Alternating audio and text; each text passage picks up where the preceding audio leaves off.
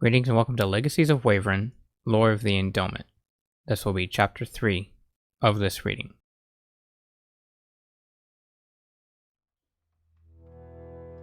The public library in El Dorado County wasn't a very big place, making it more bearable for me to be there. Funny thing was, this particular library had a very big parking lot for how small its structure stood. It was very confusing to me. I mean, how can you have a large parking area if your workspace is very small, even for those that go there on their own time? Whatever. Damn humans. Another thing that was funny was that every time I went, there was hardly any parking space near the building, as if the place was always busy, which it wasn't. Just as I pulled into the lot, stopping at the entrance/exit to look for a place to park, Wolf said, "Swing around to the right, there's better parking there." "How do you know?" Jewel asked. "Because every driving idiot, like Ray, takes a shortcut to the library and goes for the spots near the left side, leaving all the ones on the right empty." "Why do you call him Ray? Thought he was Zaec." "It's because Ray..." I loudly cleared my throat, purposely cutting Wolf off as I headed around the lot. Then she said, "It's just his thing with his friends." I drove halfway through the lot towards the right side, then stopped after noticing a vehicle that I recognized parked near the back area. Wolf glanced at where I was looking, then realized what I saw and instantly wasn't concerned. However, Amber and Jewel started glancing around to try and see why I had stopped. Afterwards, Amber turned to me and asked, "What is it?" "Sit back," Wolf warned. I turned to her and asked, "I think I can slide perfectly into that spot." Acting as if she was concerned about her claws, she said, $10 says that you not only missed the spot, but you hit Yojen's car as well." "That it?" Wolf lowered her hands as she looked over at me with a light smile and suggested, "How about some fun tonight if you miss his car?" I turned to look out the front as I pondered for a few seconds, then said, "Too bad Serena won't like that." "Don't worry about her, my lord," she said, acting as if she was concerned with her claws again. "Just let me deal with her once she appears." I got ready for my jolt towards the back area parking spot as I said, "Very well then." I started revving the engine with quick light taps on the accelerator, while making a few of them long and loud that nearly echoed across the entire lot. In my head, I counted down from 3 and immediately accelerated at the end of 1, once again forcing the ball bearings to spark. Just before I had to turn to get out of the center part of the lot, I pulled the e-brake back and turned left to put my car into a drift. As my car swung sideways, I loosened the e-brake a little and tapped the accelerator a bit, while slightly counter-steering to the right. From the way I could see through the right rear view mirror, it looked as if my back bumper was just inches away from hitting all the other cars parked. Just as I got to the intersection to exit the right side of the lot, I threw the steering wheel all the way left and pulled the e-brake completely back. In that motion, my car slid nearly at a 90-degree angle towards the spot. Before we entered, I completely released the e-brake and spun the steering wheel straight and stomped on the accelerator, which made my car peel out a little and jolt forward. When it entered the parking spot, I slammed on the brake pedal and pulled the e-brake back, yet I still hit the curb, possibly putting one of my tires up on the sidewalk. My car then came to a complete stop with it angled barely in between the white lines. I turned my car off by snapping my left fingers, while looking over to my right to see Yojen's car parked next to me unharmed. It was a silver-painted exotic supercar with a body that looked completely stock. But, of course, no sane street racer lets his or her car stay stock, even if just bought off the showroom floor. I chuckled at it, then said, "Damn." Turned to Wolf with a funny grin on my face and said, "Missed it by an inch." She looked out my window as she put on a white flat bill cap to cover her ears, which she wore with the bill back and to the left slightly, while she said, "Damn." She then looked up at me and said, "I hate you and your reckless yet perfect driving skills." Jewel, slightly spooked at what I had done, asked, "Why were you hoping for him to hit it?" "No real reason," she said as she motioned out. "I just think it's an ugly-ass looking car is all." With that, Amber looked at me and yelled, "Can you ever drive without pulling off some stupid-ass stunt?" I sat there for a second, pondering, my eyes turned to stare up at the ceiling. Then I shook my head a little as I turned to open the door and said, "No." I opened my door to see it just barely swing by Yojin's car. Then I got out and slammed it as I went to check if I did hop up onto the sidewalk. Yep, front left tire. Wolf stretched for a moment, then moved her seat to let Amber and Jewel out. Both were still a bit spooked, but began calming down after they stood outside for a few seconds. Wolf closed the door, then wandered over to me as I went to stand in front of my car and continued to look down at where my tire was. I still couldn't believe I hopped it. When she felt she was safe, for the time being, Amber looked at me and asked, "Can you at least drive normal while we're with you?" Wolf tried to hold in a laugh, but couldn't help herself as she motioned over to stand in between my friend's car and my own.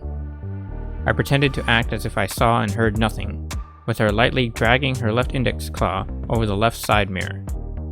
She didn't scratch it, but I knew the fingerprint that she smeared on it would be enough to anger my friend. Afterwards, she turned and placed her arms on the top of my car to lean on it and said, "Ray won't even listen to his own wife when she yells at him to just simply slow down around corners. So there's no way in hell that he'll even think to drive normal with you or anybody else in his car." "You have to admit," Jewel said to Amber, "he is a pretty good driver if he was able to park like this without hitting anything around here." "I hopped the curb," I randomly blurted out, even though the humans weren't listening. "Yeah," Amber replied as she turned to face her friend, "but it scares the shit out of me." She then looked over at Wolf and asked, "By the way, why do you call Zaec Ray or my lord?" Still pissed that I hopped the curb, I blurted out, "I thought I had that. Stupid curb." Wolf took herself off my car and walked back over to me. Then she whispered into my left ear, "Can I?" I moaned in irritation as I looked away, which she somehow took as a yes, and said, "Thanks, my lord. You're a good boy." "Whatever." Wolf looked back at the human and replied, "Only my lord's best of friends can call him Ray.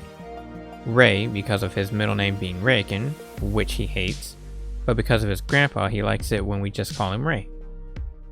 Only a few call him my lord, out of respect, but I'm sure he doesn't care if you two call him Zaec." I laughed as I snapped my left fingers to lock the doors and turn the alarm on, as pointless as that was. My car flashed its lights and gave a light honk, like any normal car. Then I snapped my fingers again to have it change its looks to what it should be for a simple earthly vehicle, with a slight twist to it. In the blink of an eye, my car became the completely stock-looking sedan of its former replica. It had gloss sky blue paint, with the body nothing to what it really was. It had a fake black California license plate with gold lettering in the back, and a gold edge plate cover that said at the top, "If you're close enough to read this," with the plate saying, "Back off." Then at the bottom of the cover it said, "Or I'll make you kiss my ass." The tags on it said it would expire in a couple of years, but the whole cover-up was a complete joke to mess with the police in town. Wolf waved her left hand to motion for Amber and Jewel to follow me into the library as she said, "Come on." Amber and Jewel stood staring at my car, in shock with their mouths open from seeing the vehicle change in looks so quickly to hide itself. They stood there for a few seconds before shaking their heads to realize that they needed to follow us. Otherwise... Jewel looked down at Wolf to notice something and quietly said, "Whoa, a tail." She then whispered to her friend about it. Once done, Amber asked, "Aren't you going to need to cover up your tail or something, Wolf?" Wolf smiled as she glanced back at them and said, "Just watch." Her tail curled around her waist and hooked itself at each end. Then she pulled out a fake belt clip from her back right pocket and hung it on her tail in the front to make it look like a furry belt, which I thought was ridiculous. Yet it worked. With that, she said, "Humans are so easy to fool." Ditto, I thought. Just as we reached the front doors, Wolf stopped and placed her right hand across my chest as her ears made her cap bounce up a bit. In that same motion, she said, "Stop." I glanced slightly over to my right and quietly said, Yeah. I then looked over at her and continued, I can sense it. You think? It was him. Eyeless Dorgon Shero, my elder brother. Though Eyeless never set foot on Earth before, he knew of its existence and of those who inhabited it. He hated humans far more than either of my other siblings or me, and he damn well showed it. Knowing that he was on Earth, my other two brothers, Zaec and Salus, were here as well to welcome him. I hated my elder brother just as much as I hated father. He thought I was messed up. You got another thing coming with Eyeless.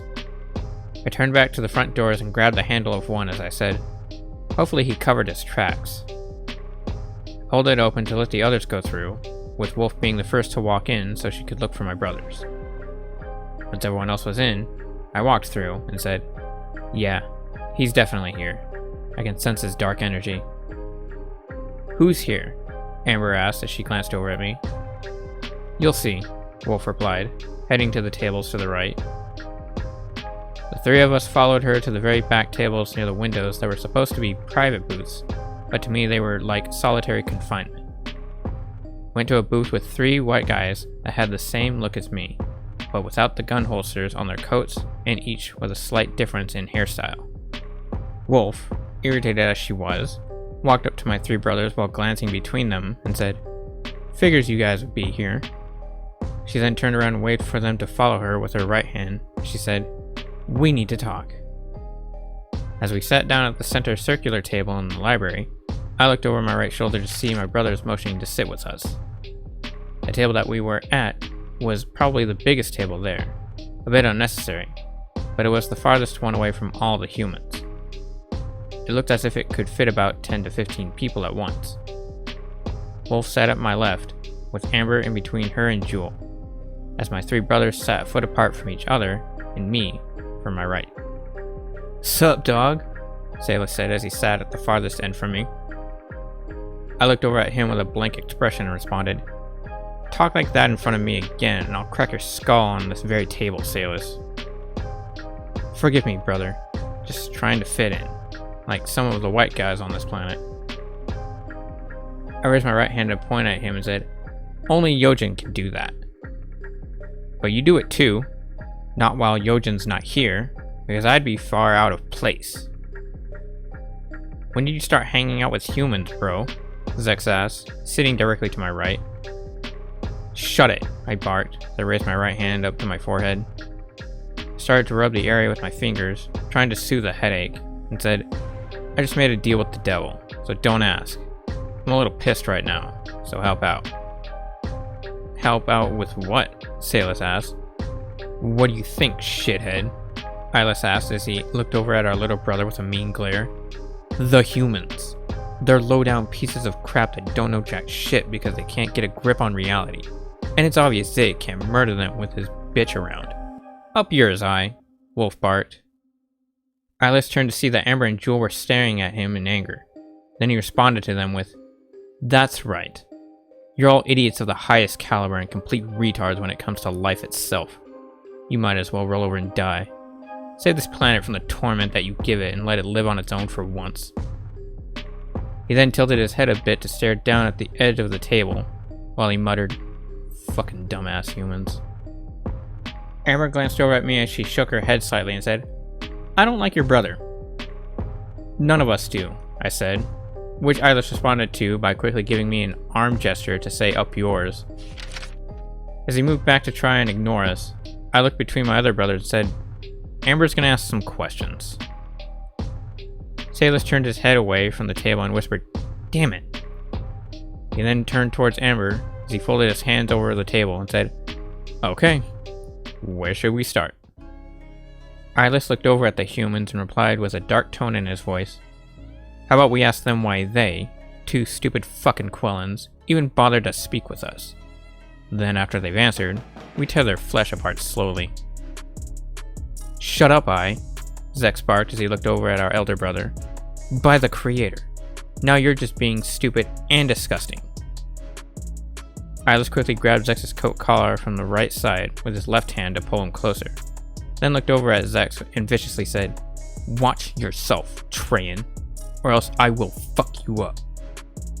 He then released our brother, shoving him back into the seat, then moved back into his position as he said, "Don't make the same mistake twice." I just sat there lightly shaking my head to what Eyeless had called Amber and Jewel. Even though humans have never heard of it before and don't know its meaning, I knew about the word Quellen, and it pained me to know that our brother would use it in any manner towards them, though it didn't surprise me he would at all. But as long as no one told either Amber or Jewel, it wouldn't matter. However, Eyeless did need to calm down. Of course, Zaec was going at it the dumb way, as he usually does with everything. After my brothers calmed down, Amber tried to quietly clear her throat as she cautiously watched them for a moment. She then looked over at our little brother and asked, "Well, who are you guys exactly?" Salis introduced all of us, including me even though that wasn't necessary. Born decades apart, except Zaec and I, we all pretty much looked the same, especially when it came to body structure. We would agree with each other on a few things, but we still had our little differences here and there. Most of the time we spent together, we just couldn't stop arguing. He did a quick recap on me first, then spoke about Eyeless. He was the eldest of us, about 300 years older than Zaec and I, and also the darkest one of us in mind and spirit. Eyeless, like all of us, couldn't stand humans and wanted nothing to do with them. He sat at the table between Zaec and Salis with his hands folded on top of the table, while he was hunched over it a bit and staring down at the edge. Just about anyone who doesn't become enemies with our elder brother called him by part of his name. Come to think of it, I don't recall how it began, but then again he never tells me anything. Eyeless had pitch black hair that was pulled all the way back into a ponytail down to his lower back and held by a very tight and small black metal band. He had dark blue yet glowing eyes that always had a fierce gaze to them, even when he was happy, which of course was very rare. He wore a coat, but no shirt. His pants were dark blue, camouflage baggy cargo pants, tucked in at the ankles of his waterproof steel-toed boots. He also had a black leather belt sporting a gold crossbone and skull buckle. Last was the medallion that he wore around his neck 24/7. The center of the medallion was a crystal, 2.5 inches in diameter. Surrounding the crystal was a 1/2 inch wide black piece of metal with unknown ancient patterns on the outer edge, making the medallion a full 3 inches in diameter. The crystal changed color according to your soul's mood, kind of like one of those ridiculous mood rings that humans have, but better. Yet the crystal had been solid black ever since Eyeless got it on his 20th birthday. At least from what I was told. Afterwards, our little brother introduced Zaec, my twin. But as stupid as Salis was with descriptions, he only told Amber that Zaec was the guy that was exactly like me, only with white hair. Of course, that was completely stupid to say. He was my twin brother, and my favorite out of them all, since he agreed with me the most and argued the least. I would say he's my best friend, but no one's like Yojin. Zaec sat to my right with his elbows on the table and his hands folded under his chin to support his head. He had the same hairstyle and clothes as me, but the only thing that was visibly different between us was that his eyes were candy apple red instead of blood red, and his hair was white with the last 2 inches of the tips being pitch black. Like most twins, every now and then, Zaec and I would speak as one, either by starting or finishing each other's sentences, or by speaking simultaneously. We just called it speaking in sync, used to mess with people when we were bored. Last, of course, was Salis himself. All our little brother really said about himself was that he was like the younger triplet of Zaec and I, which was total bullcrap. The only reason Salis thought that he was our triplet was because he looked a little bit like us and thought like us. But, of course, he's our brother. Why wouldn't he? Salis had dark brown hair and olive green eyes that had a pastel orange around the outer edge. He was 35 years younger than Zaec and I, and pretty much just followed in our footsteps. He also picked up a few hints from Eyeless just by observing him. "Let's take a step back for a minute," Amber said. "What was with the whole thing with your brother's medallion?" Eyeless looked over at her and abruptly said, "None of your damn business, Quellen. But if you must know, it simply turns color according to my soul's mood. Now don't ever ask that inferior question again while I'm around, or else I'll personally stomp a mud hole in your ass. Salus looked at our elder brother as if he was crazy and placed his left hand, palm down, in front of his chest. At the same time, he said, "Calm down, bro." Zaec turned to our elder brother and bluntly said, "You know, that's why you should think before you act on doing something that we told you that you wouldn't like." Just as he said that, Eyeless slowly turned his head to my twin brother with a very angry expression that would even scare darkness from coming near him. Unaware of the danger he was in, Zaec continued, "I mean, what, you thought that this would be an easy thing to do? Hide in plain sight of these weak and inefficient mortals while we try to see if they have any power worth killing them over?" He then placed his right arm around the back of Eyeless's neck, as if to be friendly, still unaware of the danger that he was in, and continued, "Hell no. That's why we are the only ones here right now. Because no one else would be able to do this without having to put up with Father's ridiculous demands." Zaec looked away from our elder brother for a bit to stare down at the table as he said, "Unless, of course, you want to be bossed around by an idiot." He then turned back and looked at Eyeless straight into his very hateful eyes and continued, "Who then makes you look like a moron?" Before things could get out of hand, I quickly grabbed Zaec by the metal band that held his hair together and twisted it as hard as I could. At the same time, I pulled him back towards me and violently whispered into his left ear, "Why don't you shut your goddamn mouth, brother?"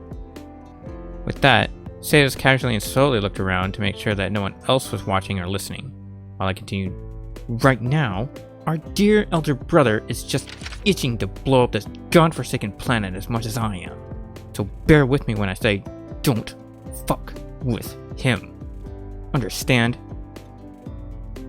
Zaec quickly responded with, "Yes, brother. I understand. Now, could you please, be glad that I didn't let this get out of control," I said, twisting his hair a little bit more.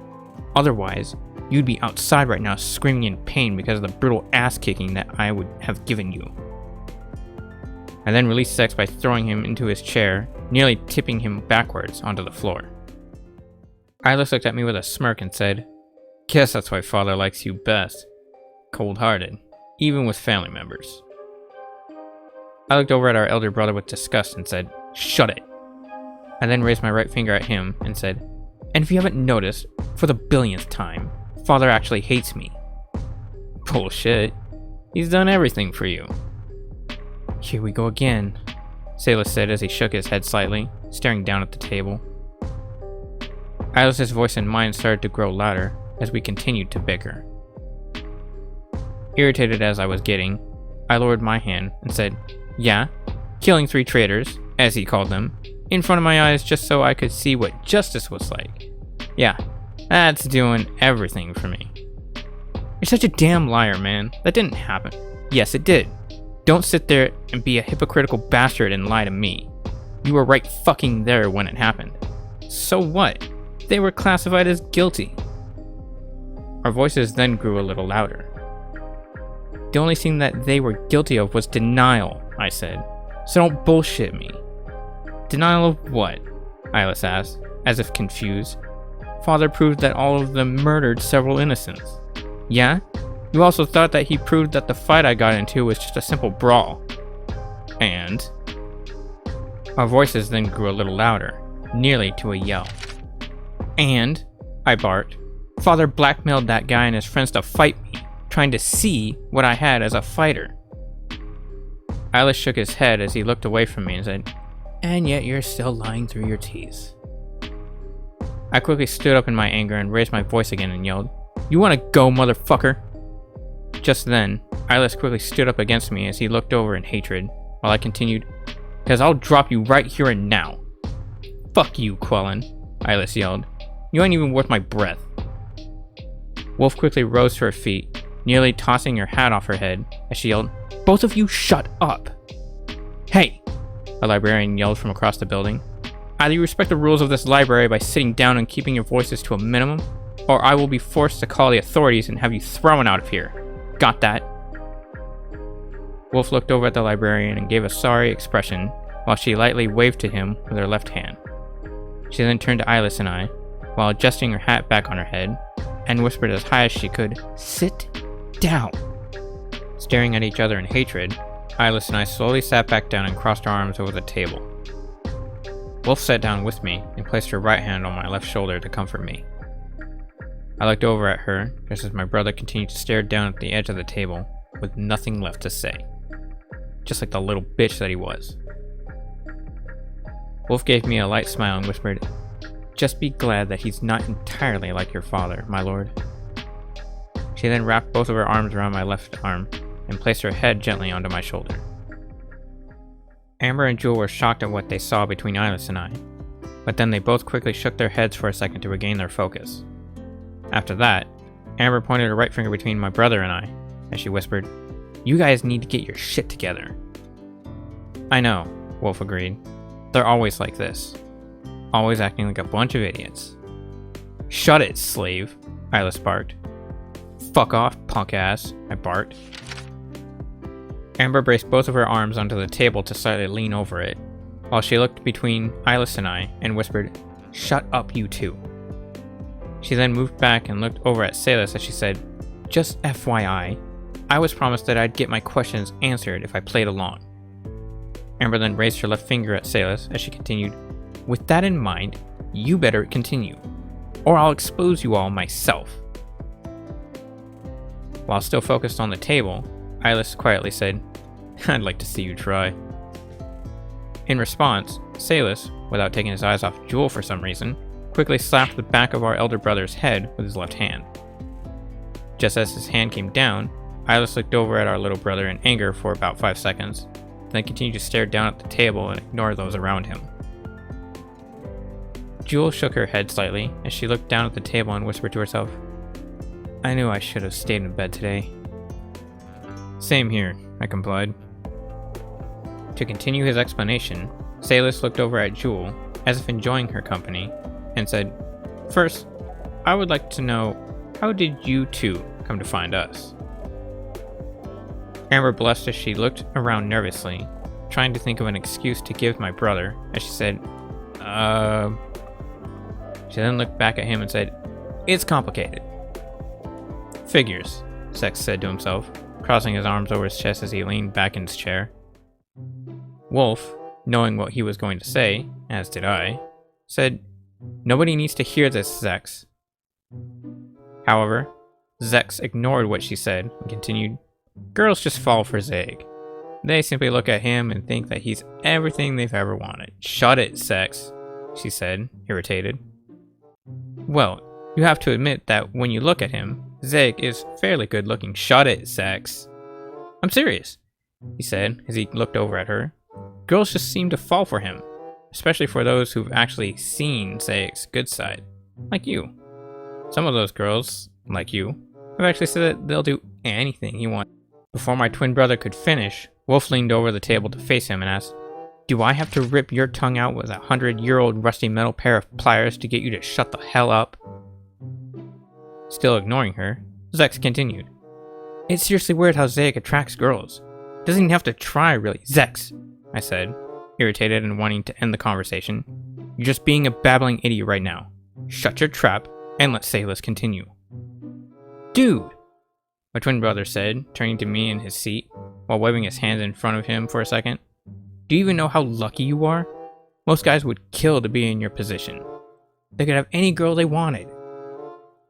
Wolf quickly responded with, "Dude, you're his fucking twin brother. You're exactly the same." "Well," Zaec pondered as he turned back to relax in his chair, then continued, "Sadly, and oddly enough, I never obtained the power to seduce women like Zaec. I think it has to do with the fact that I was born 13 seconds after him." "Shut up," Wolf barked.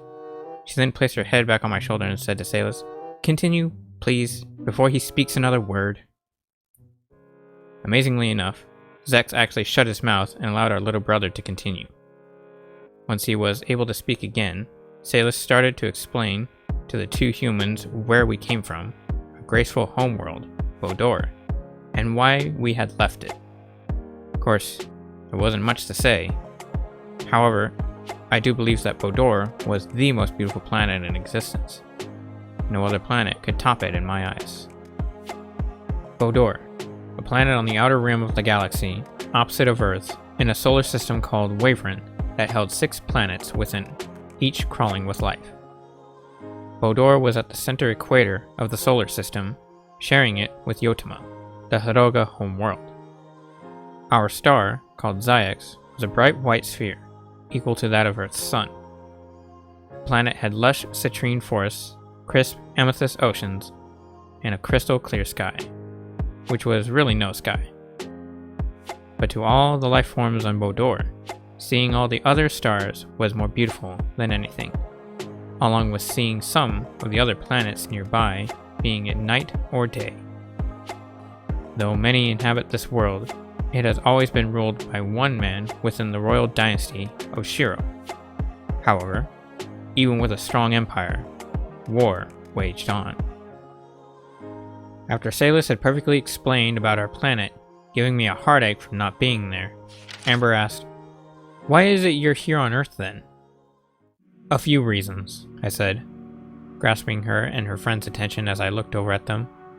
"One, we've grown tired of Father's idiotic games to start war just to prove that our race is the strongest in the galaxy, and to find a way to obtain this ancient power he speaks of. Two, if he somehow finds his way over here, we wish to kick his ass to keep him from randomly destroying you guys, which he likes to do sometimes. Plus, I have to admit, your planet is in pretty good shape for how crappy you treat it, so we don't want you to lose it just because of our idiot king." "Thanks," Amber sarcastically said. "And three," I continued, "we just don't give a shit about him or his idiotic demands." "How did you guys get here then?" Jewel asked. "Didn't you say that your world is opposite ours?" Salus, confused at what the humans had asked, said, "We used our powers to get here. What, you guys can't fly or whatever?" "Wait," Amber said as she looked over at my little brother surprised. "You guys can fly?" With that, Salus quickly drew a blank expression as he slammed his forehead onto the table. Even so, Amber continued, "Like, as in you can float off the ground and move around in the air without anything helping you?" "Yes," Zaec replied as he leaned a bit forward over the table to look at her. "It's a common power that we all have at birth." Completely amazed, Amber and Jewel looked over at my twin brother and simultaneously said, "Get out." So as being able to create energy blasts to destroy things and alter certain objects to our liking. Finally interested, Jewel asked, "How do you handle baby care when they have powers like that?" "Well, babies don't know how to use their powers, so it's pretty easy to take care of them. Once they get to be about 4 or 5 years old, sometimes 3, that's when they get difficult to handle, because they think they're invincible." Salus raised and shook his head as he looked down at the table and muttered to himself, "Creator, I hate humans." He then looked over at Jewel and said, "Think of us as what you would say superhuman." "Fuck that," Eyeless barked. He then turned towards our little brother with a very angry expression and stretched his left finger at him and loudly whispered, "You are not going to compare me to those ignorant Quellans." I then leaned towards the elder brother as I looked at him and quietly said, "Eyeless, shut your trap. It's just an example. Quit flipping out over stupid shit like father." Eyeless just looked over at me in hatred and snarled. "Damn it," Salus whispered while shaking his head. "Here we go again." Before he could end his sentence, Eyeless quickly punched our little brother in the stomach with his right fist. Afterwards, he bared his teeth at me and said, "I'll be leaving then." When he stood up, Eyeless mouthed to me, "You're dead," and walked off saying, "Later."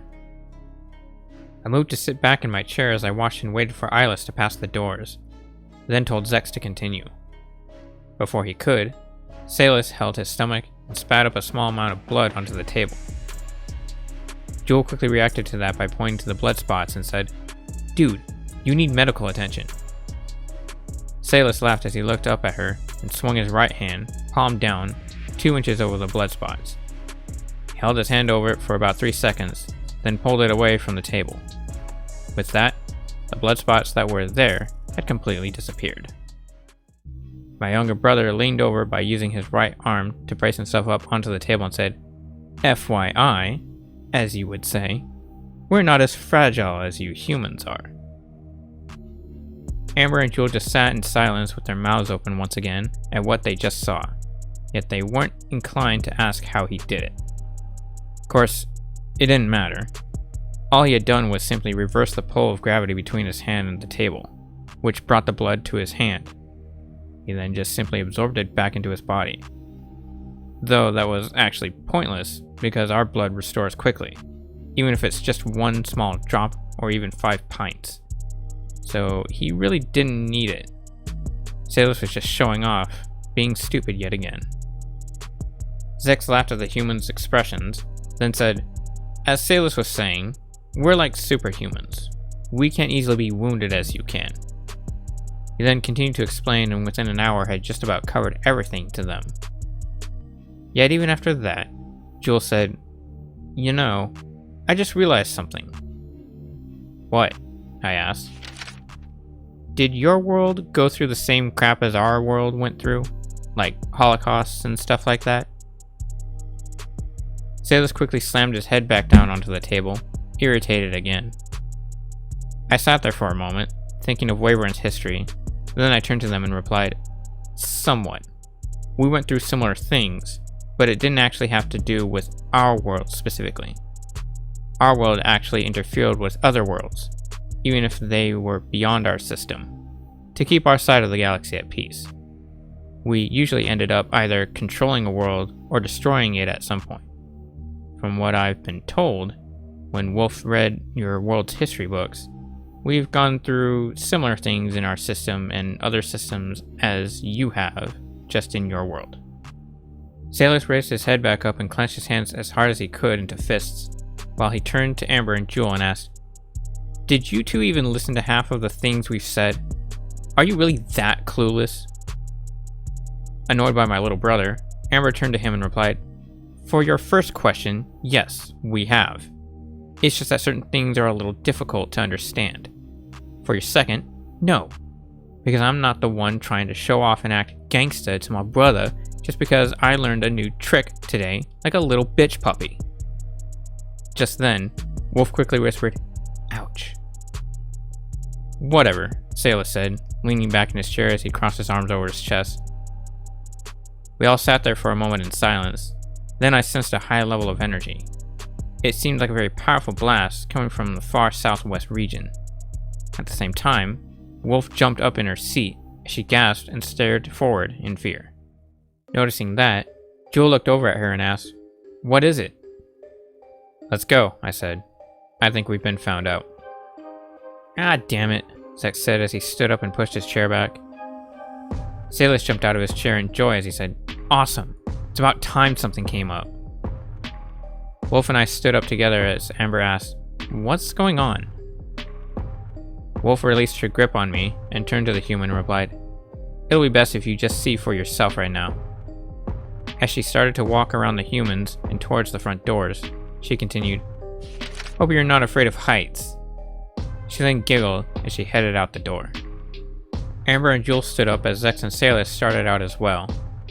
Jewel then turned to me and asked, where are we going? I turned to Jewel and gave a light smile and replied, to the beach it seems. I then chuckled as I walked around them to motion for the front doors. Amber and Jewel followed right behind me, while they were still slightly confused as to what we were doing. I had hoped it was just a false alarm that we misread. Even though at the time, like Salus, I was itching to do something that may be a little exciting. I was a little annoyed that things were going in a bad direction that day. My plans always go in a bad direction on Mondays, which is why I hate them so much. Nothing ever works in my favor. Of all the days, it had to be a damn Monday. I swear to the creator, man. Mondays. I hate them. This concludes the reading of Chapter 3. Thank you all for watching and listening. If you like what you've seen and heard, there will be a link to my physical works in the description below. And with that being said, stay safe, take care, and we'll see you again next week, reading Chapter 4.